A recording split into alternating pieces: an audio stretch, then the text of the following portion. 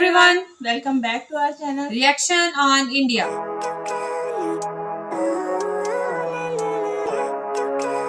मेरा नाम है नाजिया। मेरा नाम है मिनाहिल। तो आज इस वीडियो पे हम रिएक्शन देने जा रहे हैं। इसका टाइटल है वीडियो का टाइटल है India Pakistan education system, India and Pakistan education comparison और इनके चैनल का नेम है फैक्टिफाइड। आज हम लोग इस वीडियो पे रिएक्शन करने वाले हैं। वीडियो का लिंक और टाइटल आपको मिल जाएगा डिस्क्रिप्शन बॉक्स में, जरूर से चेकआउट कीजिएगा इनके चैनल को। और अगर आप हमारे चैनल पे नहीं है तो जल्दी से सब्सक्राइब करिए और बाकी लिंक जो है वो डिस्क्रिप्शन में मौजूद है, वहां जाके फॉलो करें। जल्दी से बढ़ते हैं वीडियो की जानिब और देख लेते हैं ये वीडियो। इंडिया या पाकिस्तान, ये डिबेट आपने न्यूज चैनल्स में कई बार देखी होगी। हाँ, लेकिन इन डिबेट्स में या तो इंडिया और पाकिस्तान के सैन्य ताकत की तुलना होती है या फिर क्रिकेट टीम्स की। लेकिन आज के इस वीडियो में हम जानेंगे कि इंडिया और पाकिस्तान में से किसका एजुकेशन सिस्टम बेहतर है और पाकिस्तान के इतिहास की किताबों में मौजूद इतिहास भारत में पढ़ाए जाने वाले इतिहास से कितना अलग है और कश्मीर के बारे में वहाँ के स्कूलों में क्या पढ़ाया जाता है। अगर आप भी इन सारे सवालों का जवाब जानना चाहते हैं तो इस वीडियो को अंत तक जरूर देखिएगा। Factified. Facts on your face. Literacy rate. दोस्तों, 1947 में आजादी मिलने के बाद दोनों ही मुल्कों के सामने सबसे बड़ी समस्या थी लोगों का पढ़ा लिखा ना होना। दोनों मुल्क इस मॉडर्न दुनिया में अपनी जगह तलाश रहे थे, पर आंकड़ों के मुताबिक उस वक्त दोनों देशों में तकरीबन 12% लोग ही शिक्षित थे, जिसमें ज्यादातर लोग अमीर और ऊंचे घरानों से आते थे। लेकिन अब आजादी मिले 75 साल बीत चुके हैं और इन सालों में पाकिस्तान की साक्षरता दर बढ़कर 60% हो गई है, तो वहीं भारत की 77%। हाँ, लेकिन ये कोई गर्व करने वाले आंकड़े नहीं है, क्योंकि आज भी दोनों ही देशों की साक्षरता में एक बड़ा हिस्सा मर्दों का है, जिसमें औरतें अभी भी पीछे हैं। भारत में 84.7% मर्द शिक्षित हैं और उनके मुकाबले केवल 70.3% महिलाएं। वहीं पाकिस्तान के आंकड़े भारत के मुकाबले काफी निराशाजनक हैं, और वो इसलिए क्योंकि पाकिस्तान में 71.12% मर्द शिक्षित हैं और केवल 40.3% महिलाएं। Expenditure in drop out rate. पढ़ाई पर खर्च को लेकर भी दोनों सरकारों का रवैया सुधरा जरूर है, पर सुस्त ही रहा है। आज भारत एजुकेशन पर जहां $36.6 बिलियन यानी अपनी जीडीपी का 4.6% हिस्सा खर्च करता है, वहीं पाकिस्तान केवल $3.6 बिलियन ही एजुकेशन सेक्टर पर खर्च करता है, जो पाकिस्तान की जीडीपी का 2 से 3% है।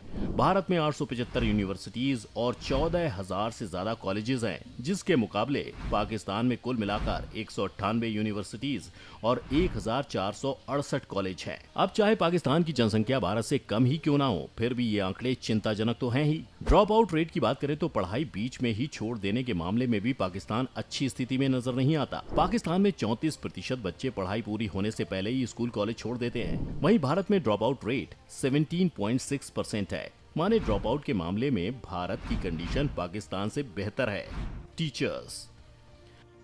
टीचर्स की बात की जाए तो जहां भारत में हर 25 बच्चों के लिए एक टीचर है, वहीं पाकिस्तान में हर 45 बच्चों पर एक। टीचर्स की संख्या के मामले में तो भारत आगे है, लेकिन अगर टीचर्स की क्वालिटी और स्किल्स पर बात की जाए तो दोनों देशों की हालत एक समान ही है।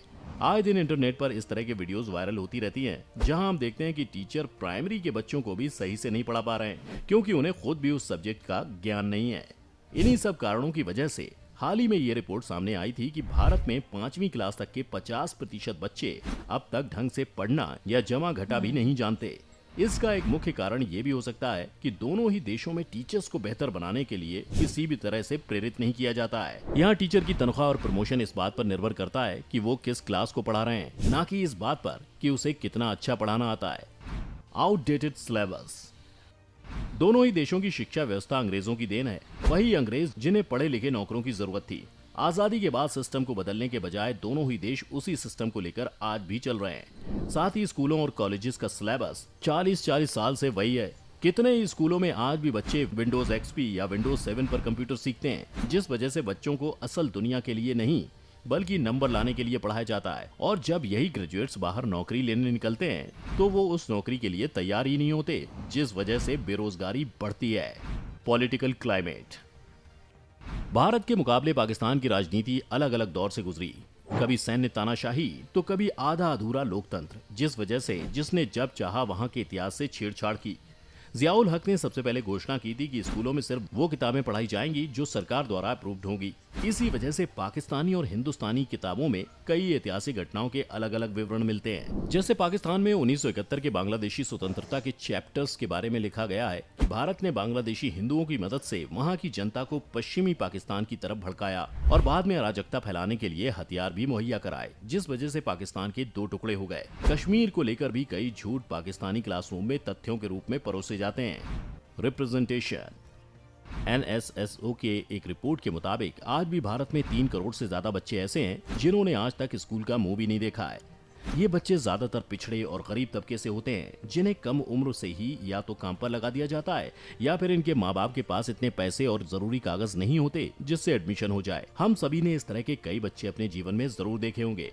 वहीं पाकिस्तान में भी 2 करोड़ से ज्यादा बच्चों की यही हालत है। बच्चों को स्कूल तक लाने के लिए भारत सरकार की तरफ से मिड डे मील और स्कॉलरशिप्स देने जैसी कोशिशें भी निरंतर जारी रहती हैं। भारत में इसके अलावा रिजर्वेशन का भी प्रावधान है, जिससे जाति के आधार पर शोषित और वंचित रह गए लोगों को भी आगे आने का मौका मिलता है। भारत ने अभी एक नई शिक्षा नीति भी तैयार की है, जो बच्चों के नंबर को नहीं बल्कि उनके संपूर्ण विकास पर ध्यान देगी। वहीं पाकिस्तान की सरकार भी शिक्षा को सुधारने के लिए नई नीतियां लाने की कोशिश कर रही है, पर अभी तो कोई भी पूरी तरह इम्प्लीमेंट नहीं हो पाई।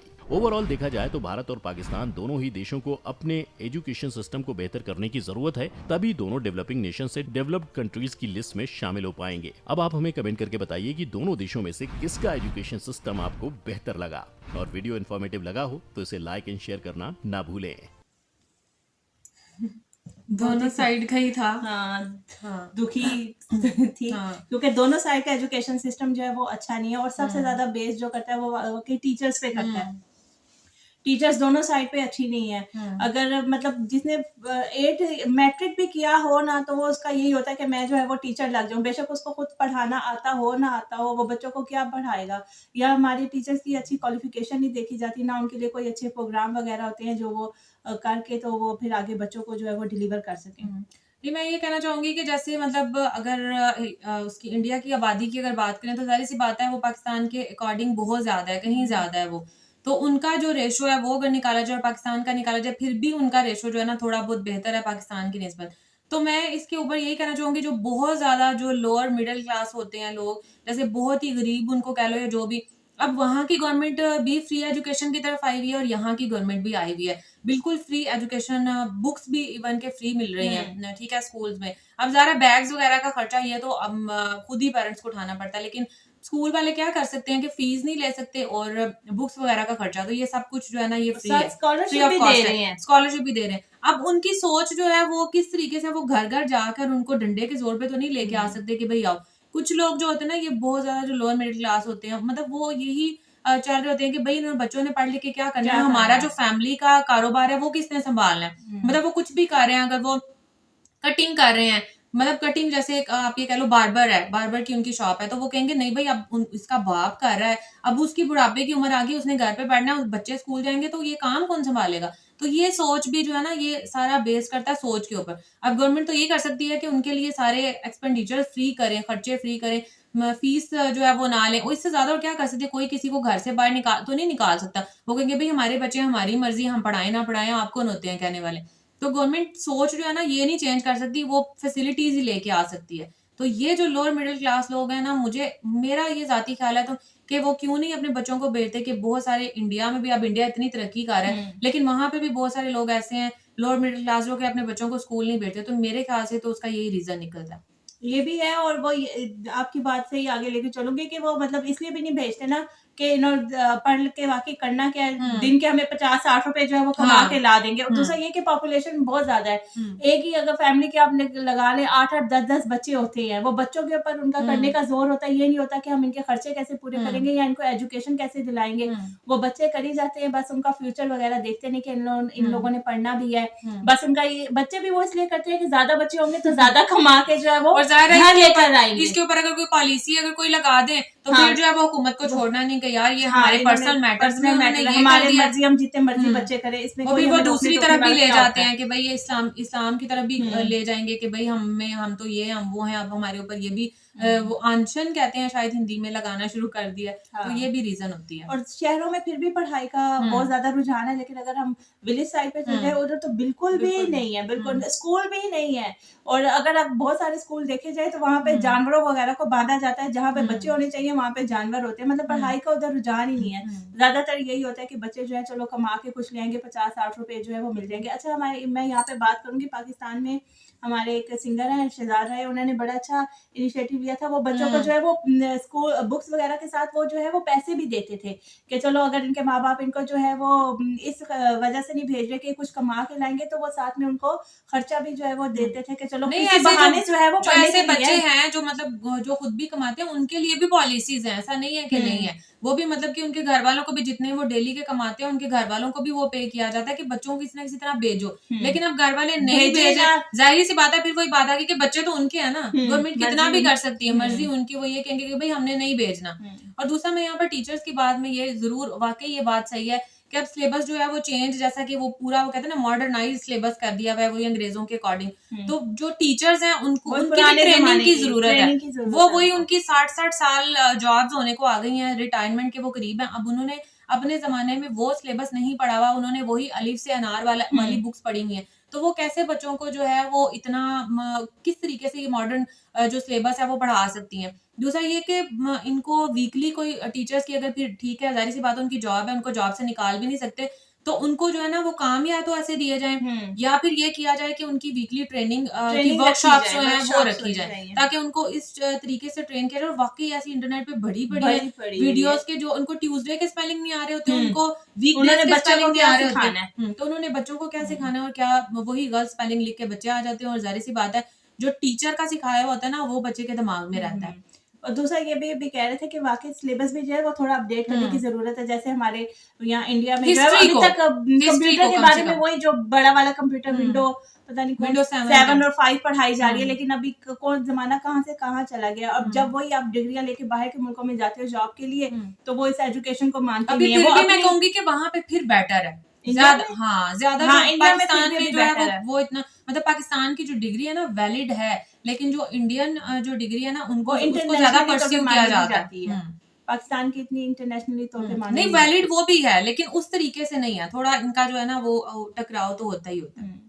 तो खैर दोनों देशों को जो है वो अपनी एजुकेशन सिस्टम बेहतर करने की जरूरत है, क्योंकि एजुकेशन होगी तो आप आगे मुल्क बिल्कुल। में तरक्की कर सकोगे, आपका बाहर जो है वो नाम हो सकेगा। वैसे तो आपको कोई जानेगा भी नहीं, ना जॉब वगैरह कुछ भी नहीं मिलेगी। पाकिस्तान में या पाकिस्तान को छोड़ो अपने मुल्क में आपको जॉब नहीं मिलेंगी तो आप बाहर क्या करोगे। मतलब बाहर तो आप जाके फिर वही बात आ गई कि हम लोग ये समझते कि यार वो बाहर गया पता नहीं कितना कमा रहा होगा, ये नहीं पता कि इतना पढ़ लिख के बाहर कोई उसको पूछेगा तो उसको जॉब मिलेगी ना। जब उसको अपने मुल्क में जॉब नहीं मिल रही थी तो उसको बाहर जाके कैसे जॉब मिल सकती है। तो वही बात है कि बाहर जाके चाहे वो बर्तन मांज रहा और हम लोग यहाँ पे सोते यार उसका लड़का इतने साल हो गए बाहर गया है, उसके घर के हालात नहीं बदल रहे। ये नहीं पता कि बेचारा MBA करके या हाँ। कुछ इतनी बड़ी डिग्री लेके तो बाहर बर्तन मांज रहा है, क्योंकि वहां जो है वो इसकी इतनी वैल्यू है ही नहीं है। तो खैर ये कुछ ऐसे मामलात हैं जिन पे वाकई गौर करने की जरूरत है। और एजुकेशन तो मस्ट है मस्ट है भाई, सबसे अहम एजुकेशन है, मोस्ट Education इम्पोर्टेंट पे, चीज हाँ, है इतनी तो इसके ऊपर जो है वो तरक्की के काम लिए। करना बहुत जरूरी बहुत है। है। तो खैर ये था हमारा आज का रिएक्शन, होप्स आपको अच्छा लगा होगा। तो मिलते हैं आपसे नेक्स्ट रिएक्शन वीडियो के साथ, तब तक दें इजाजत। अल्लाह हाफिज।